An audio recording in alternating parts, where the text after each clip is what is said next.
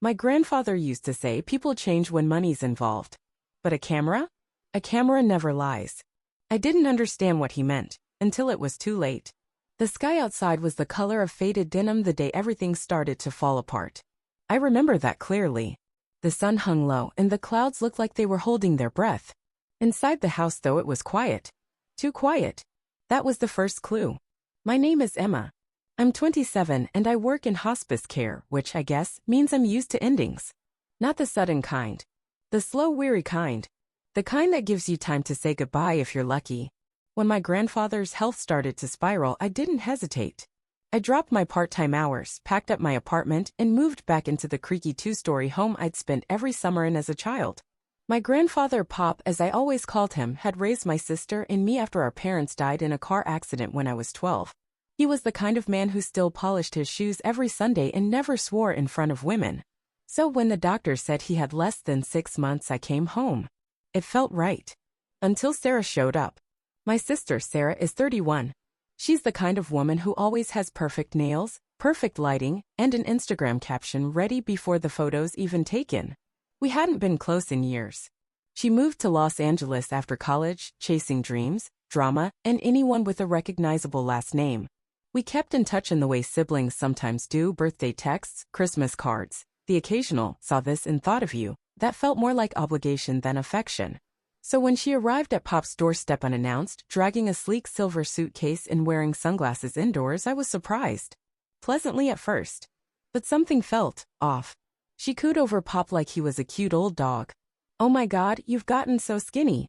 "You're still handsome though," she chirped, snapping selfies next to his hospital bed like she was documenting a humanitarian mission.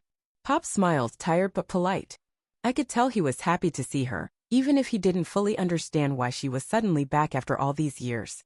At first, I told myself not to be so cynical. Maybe she regretted losing touch.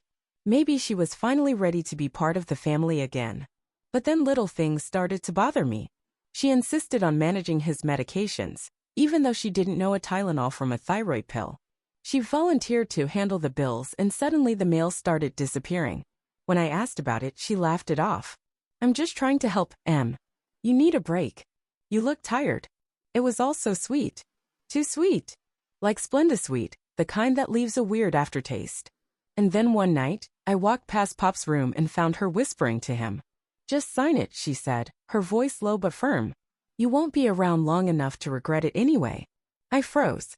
Pop looked confused. He always did lately. The Alzheimer's had started setting in fast, and some days he thought I was his sister, or nurse, or his fourth-grade teacher. But when Sarah said that, his eyes filled with tears. "I don't want to," he mumbled. "Don't be dramatic," she snapped, her voice shifting for just a second into something colder. "It's just paperwork." I stepped into the room, my stomach churning. "What are you doing?" I asked. Sarah turned around like a pageant queen caught shoplifting. "Oh, Em, we were just talking about updating the will. Pop wanted to include a donation to his church." "Right, Pop?" He didn't respond. I let it slide. For the moment. Because I wasn't ready to believe what I already knew. Something was seriously wrong. Pop once told me, if anything ever feels fishy, follow the smell. You don't need proof, just trust your gut. Well, something stank. I just didn't know how rotten it really was. The next few weeks blurred together. Pop's condition kept declining. Some days he wouldn't eat. Others he'd ask for people who'd been gone for years. I did everything I could to make him comfortable. Warm baths. Soft food. My old playlist of Patsy Cline and Nat King Cole. Sarah, meanwhile, played her part to perfection. To the outside world, she was the perfect granddaughter. She posted cheerful updates like, cherishing every precious moment with Pop red, heart, #family first, #grateful, always paired with a filtered photo of her feeding him soup or reading beside his bed. But what she didn't post were the moments when she'd roll her eyes behind his back. Or the way she flinched when he soiled himself. Or how she kept accidentally locking me out of the medication drawer. "You're imagining things," Olivia told me over the phone. Olivia's a relief nurse, tough as nails, dry humor, sharp memory. "I'm not," I said. "Something's off. I just can't prove it." Then came the break in the silence. Mrs. Jennings, the neighbor across the street, flagged me down one morning. She's a retired vet, always in a windbreaker, always watching the street like it owed her rent. She was here last night, she said, no greeting. Your sister. Had a box. Papers in it. Left in a black car around midnight. What kind of papers? I asked. Didn't see. But she was jumpy. I swallowed hard. I hadn't been home last night. I'd stayed late at the hospice covering for a coworker whose kid had the flu. That evening, I checked the filing cabinet in Pop's study. The folder labeled estate planning was missing. I sat on the floor for a while after that. Just sat. Heart pounding. Staring at the empty space where the folder used to be. Later that week, Olivia came by for dinner. She used to work hospice shifts with me and often checked in on Pop. As we cleared the table, she paused. You know, she said, I think I heard your sister saying something weird last time I was here. I turned. What do you mean? She was leaning over your granddad, whispering. I was in the hall, waiting for you. Thought I heard her say something like, he won't remember anyway. A chill ran through me. Olivia frowned. I figured maybe she meant the name of a nurse or something. But now I don't know. That night, I sat with Pop and held his hand. His eyes fluttered open for a second. Camera, he whispered. I leaned closer. What? Camera. If anything happens. Trust the camera. And old Marge. Then he drifted off again. I stayed in that chair all night, heart hammering. Who the hell was Marge? And what camera? The next day, I went looking for Marge. It wasn't hard. Pop didn't keep many secrets except, apparently, the crucial kind that involved hidden surveillance and mysterious allies. I found her listed in one of his old address books, scratched in shaky cursive. Marge Dawson, 212 Claremont Avenue. Next to her name, Nurse 02-06, sharp as hell. When I knocked on her front door, I half expected her not to answer. Or to be some confused old lady who barely remembered us. Instead, the door flew open after 2 knocks, revealing a woman in her early 70s with a cigarette tucked behind her ear and a don't make me use my nurse voice sweatshirt. You're Emma, she said, narrowing her eyes. Yes, I replied, stunned. How did you? Your eyes. You've got Lorraine's eyes. Come in. Her living room smelled like lemon pledge and pipe tobacco. There was a crocheted blanket on every surface. A cat named Winston gave me one look and promptly ignored me. Marge poured 2 mugs of coffee so strong it could have powered a lawnmower. Then she sat, lit the cigarette behind her ear, and got to the point. He told me to expect you, she said. When? I asked. Didn't say when. Just that if anything fishy ever went down, you'd come looking. I blinked. He really said that? Trust the camera and trust Marge, she recited. His words. Not mine. I leaned forward. Do you know what camera he meant? She smirked. That cute little intercom thing by the front door? The one everyone thinks is just a glorified doorbell. Yeah. Not a doorbell, she said.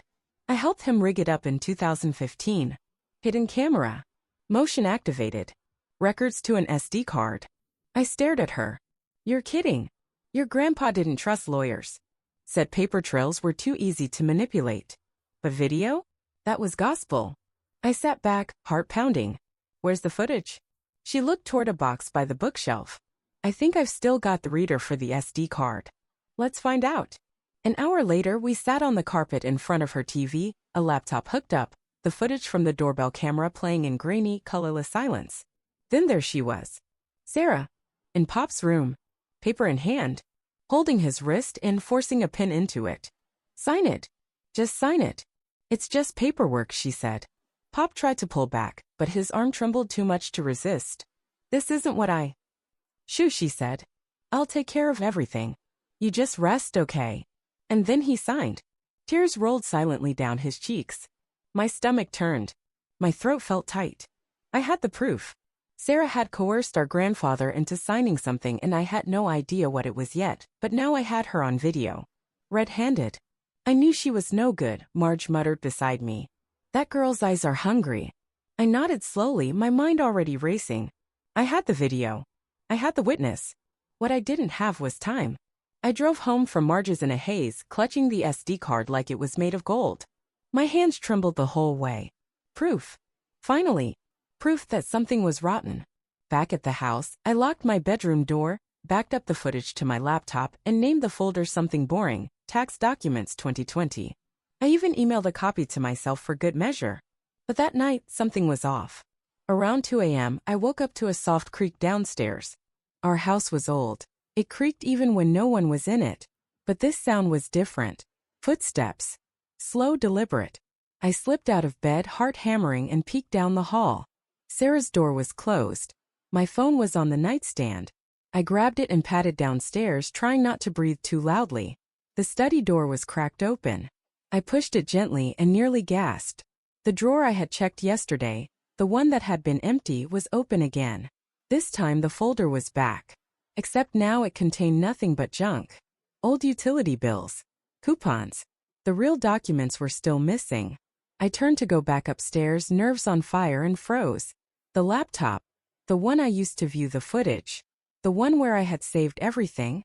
It was gone. Gone. I raced back to my room.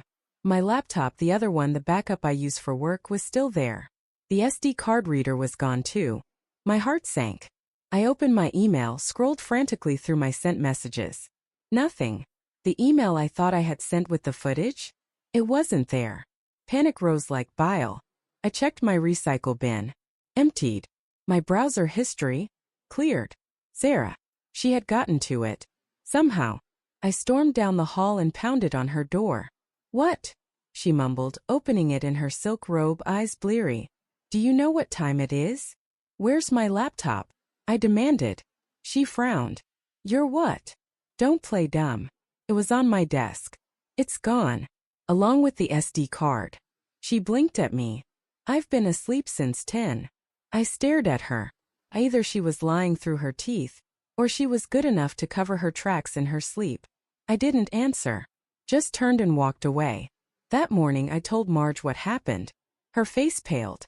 "I should have made a copy," I muttered. She didn't say anything. Later that afternoon she showed up at my door. Her hair was wet, like she'd just come from the shower, and she held something in her hands. A dusty DVD. "I didn't tell you this," she said quietly. "But I did make a copy. A long time ago. Just to hear his voice sometimes." My knees buckled. "Marge." She held it out. "It's all on here. Every second. She can't erase this." I held the DVD like it was something holy. My sister may have stolen the evidence. But she didn't know there was still a witness. I didn't know how quickly justice could move until I had evidence in my hands. Marge and I met with a lawyer. Someone she knew from back when she worked hospice. A no-nonsense estate litigator named Peter Chung. He was the kind of guy who wore the same charcoal suit every day and got results not by smiling, but by staring people into nervous confessions. He watched the DVD in silence. Then he looked up and said, "We file tomorrow." What followed was a legal whirlwind. Turns out, Sarah had used a general power of attorney form, one she'd convinced Pop to sign back when he was still semi-lucid, and used it to change the terms of his will, transferred the deed to the house to herself, updated beneficiaries, and opened a separate account in her name using his assets. She thought she was clever. What she didn't count on was that Marge had kept dates, notes, and medication logs. And the footage spoke for itself. By the time we got to court, Sarah had traded her influencer wardrobe for a tailored blazer and a fake aura of grief. She dabbed at her eyes like a daytime soap character. Her lawyer tried to argue undue influence was impossible because, quote, Sarah acted solely out of care and devotion. That's when Olivia testified. She stepped into the witness box and said clearly, "I overheard Sarah pressuring him to sign something. He didn't sound okay."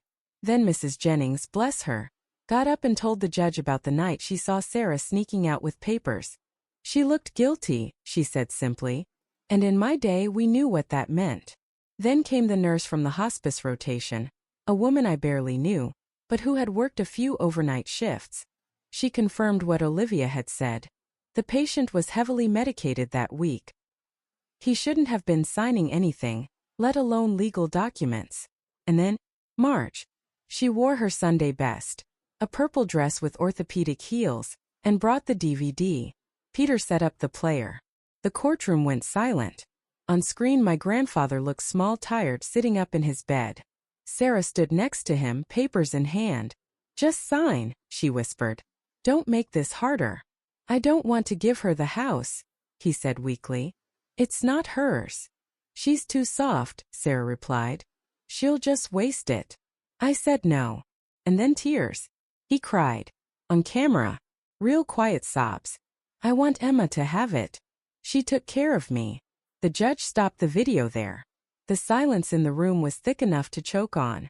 Sarah's lawyer tried to object, chain of custody, emotional manipulation, whatever. But the judge wasn't having it. Within 15 minutes, the ruling came down. The updated will was void. The house and everything else reverted to the original terms. To me, Sarah didn't look at me when the judge read the decision. She just sat there, hands balled in her lap, jaw clenched, like a child being told recess was over. I expected fireworks, yelling, maybe one of her signature dramatic exits. But she just stood up, gathered her designer bag, and walked out like someone had cut the strings that held her together. Peter offered to walk me out, but I shook my head. I needed a moment. Alone. The courtroom emptied slowly, murmurs trailing behind the observers like whispers in a cathedral.